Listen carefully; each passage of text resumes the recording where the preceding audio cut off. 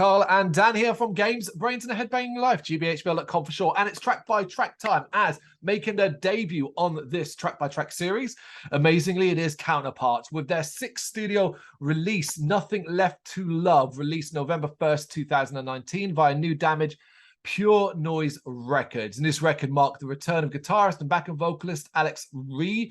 It was also their first record to break in the top 100 of the Billboard 200 charts, peaking in 97. So a pretty successful album for Counterparts. For what I understand, probably the most popular work. Yeah, I'd say so, definitely.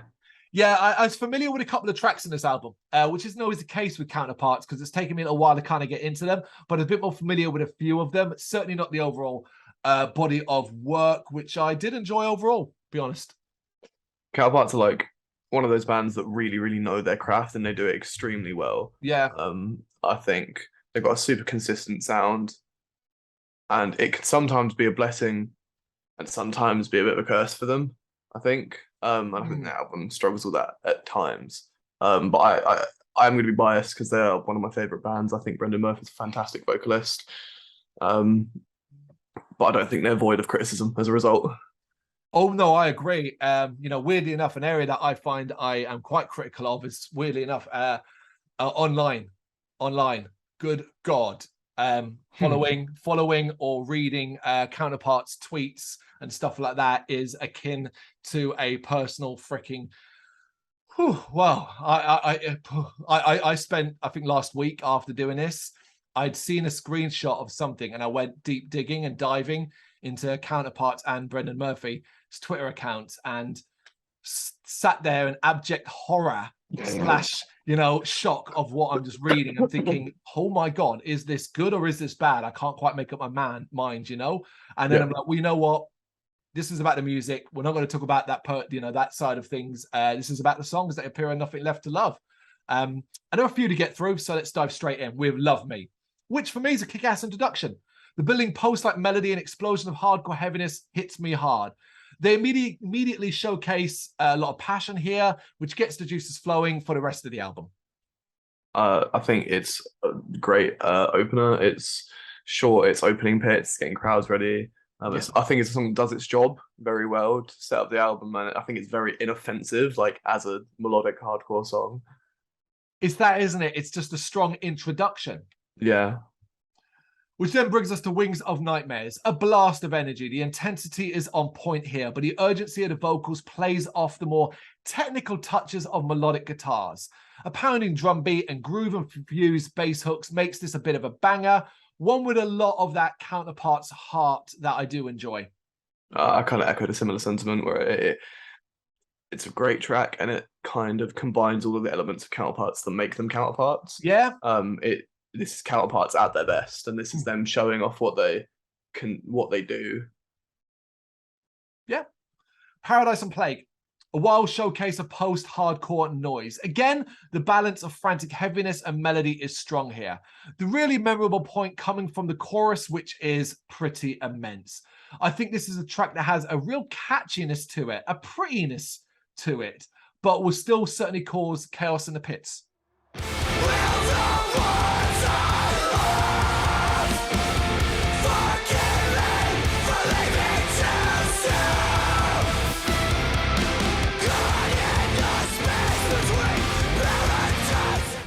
Yeah, I think it's one of those tracks that you kind of, if you like the sort of music, then you should hear it and listen to it because not only is it one of the most popular songs, the chorus and lyrics are so like heartfelt and you can tell it comes from a place that's very close to the band.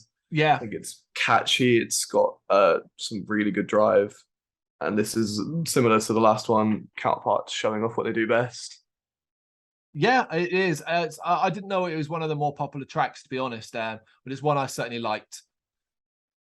The Hands That Used to Hold Me, pure post-hardcore aggression. This one starts off hot and it simply doesn't cool down for a second. The spoken word section that builds to a roar and into the chorus is great, and that ending is freaking intense. It's a good song, definitely. I think probably my favourite bit is like the breakdown on 1 minute in, combined with the suffocate me in my sleep. It's like you want to get up and get into a pit for it, you know? Yeah, it's a shout along, isn't it? You proper fist 100%. In the air and go. Separate Wounds. A nice bit of melody at the start gives way to a punchy rhythm. The guitars and drums deliver scathing slashes of heaviness. I do love the vocals in this one too, especially when they slightly break and showcase a bit of cleaner singing amongst their throat-tearing brutality. Again, there's some really progressive touches to the guitar here too. Yeah, definitely. I think it is one of the best songs off of the album. The chorus is really catchy. It's big and easy to catch yourself singing along to. Yeah. I think it does its heaviness very well when it wants to, and this is a great kind of live song for a live environment.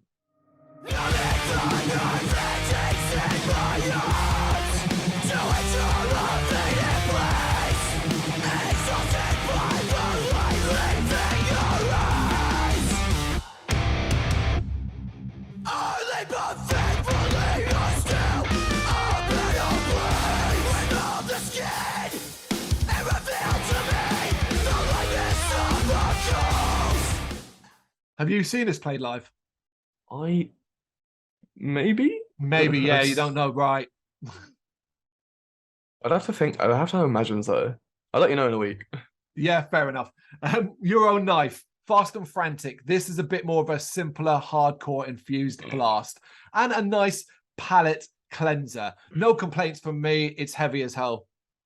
Counterparts seem to have kind of one super heavy, pissed off song on every record, and this is that. There's a pit opener for sure, and like the spoken word, I should have let you die, into that breakdown is sure to make some people happy, me included. Yeah, it is. It is one of the heaviest songs on the album for sure. Then we get Cherished. For me, the drums are particularly kick-ass here and help keep the rhythm focused. Necessary, I think, as well, because the guitars make this one a bit wilder, although everything settles down nicely for another strong chorus. The melodies are quite emotive here, and I think this is a track that bleeds heart and soul, which for me is a good example of what I think is quite important about Counterparts, is that believable heart and soul. Yeah, I 100% get what you mean. I think this is a very good song, and I'm a massive fan of a lot of like what is going on here. But I kind of mentioned it earlier. But I feel like the song suffers. Counterparts are so good at this melodic hardcore sound that they don't stray too far from a lot of the time, and this track feels boxed in. I can't entirely describe it. It feels like there could be more going on, but it's like a safe choice song. I get what you're saying, because while I can sit here and say great song, great song, great song, great song in a track by track format, when I'm listening to it, there are times when things bleed into each other, and I'm a little bit unsure of whether or not that one was particularly unique when compared to the one that came before, the one that came afterwards. So I do understand what you're saying in regards to the counterpart, but like when I break them down into individual songs, I'm just like, yeah, that's a banger, that's a banger, that's a banger. Yeah. And speaking of bangers, imprints, let's fucking go. There's the opening instrumental salvo, gets my mouth watering, and thankfully Counterparts deliver on the intensity. This is a banger, an energized blast of rhythmic and infectious post-hardcore noise. Yeah, this is one of my favorite tracks in the album. Yeah, it's fucking brilliant. It starts off very quick and heavy, in the flow and the lyrics and the flow of them is great. I feel like it's one of the standout points of the track, but the driving lead melodies and guitars are doing a lot of heavy lifting here. Yeah.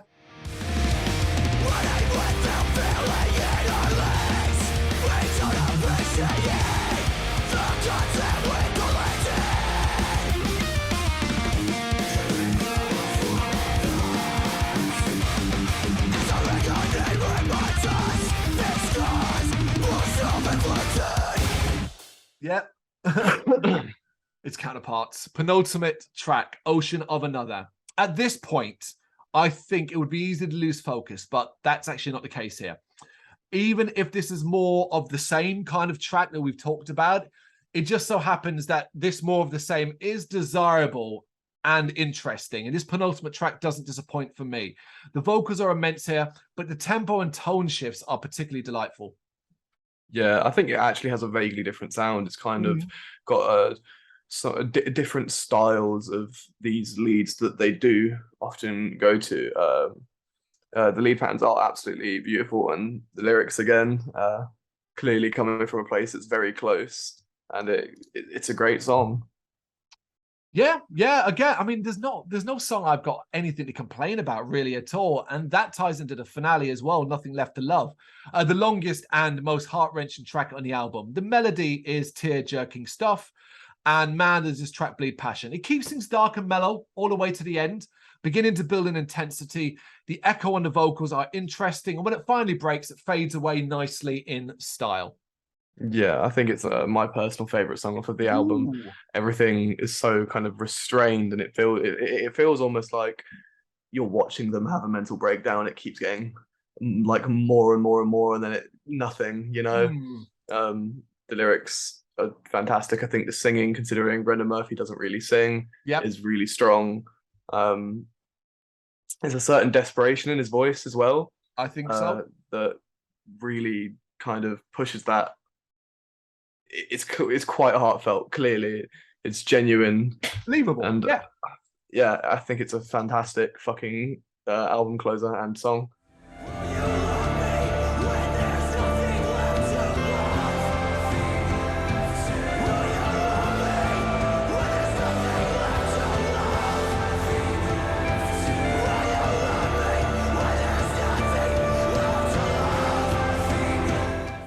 It is a really, really strong one for me as well, on an album that really, to be honest, doesn't have a bad track. There's the most I can say, there's a couple of tracks that I think are maybe a little bit more forgettable, but I still really enjoy them in the bubble that is this album. Yeah, definitely. I get what you mean. I think it's very, in the weirdest way possible, it's like easy listening hardcore. And like it's so easy to digest, I think. Yep. You could show somebody who likes hardcore this album, and I'd find it hard to believe that anyone who really likes kind of music would be like, that's a bad album. Yeah, I agree. On the face value, I think you could do that. But I think if you then want a deeper dive, you want to dig a little deeper into it, read the lyrical content, maybe understand the mind frame and so on, then that's available to you, and you'll probably get something a little more from it if you choose to do that. But you don't have to. You can enjoy it in that whole, here's some nice, heavy, nasty, believable, honest post-hardcore. Yeah, I definitely see that as well. There you go then. Top 3 tracks. I think we might not be too far off each other here, but I'll let you go first. Not in no particular order, because I can't. Your Own Knife, Nothing Left to Love, and probably Paradise and Plague. Okay, we're not as close as I thought. There we go. All right, we're not. So I do have Paradise and Plague as well, as I really enjoyed. Well, I chose Separate Wounds. That's a other one, and Imprints is my other third one. Those are the 3 tracks that I would offer to someone to give them an idea of this album. The good 3 great tracks. I mean, there's not a bad one. No, and in fact, if you want some modern counterparts listening, they have a brand new album out of about a month ago as well, which is a banger too. But for now, this is Nothing Left for Love. You got any thoughts on it? You know what to do. Let us know in the comments. Thank you very much for watching. If you liked what you saw, please help us out by giving us a thumbs up and hitting that subscribe button. If you really liked what you saw, consider donating to keep the website and channel running by buying us a coffee via our coffee page or picking up some merch from our Big Cartel store. You can check us out on gbhbl.com as well as via our social media, Facebook, Instagram and Twitter, as well as listen to our interviews via SoundCloud, Apple Music and Spotify. Just search for GBHBL. Games, horror and heavy metal. What else is life for?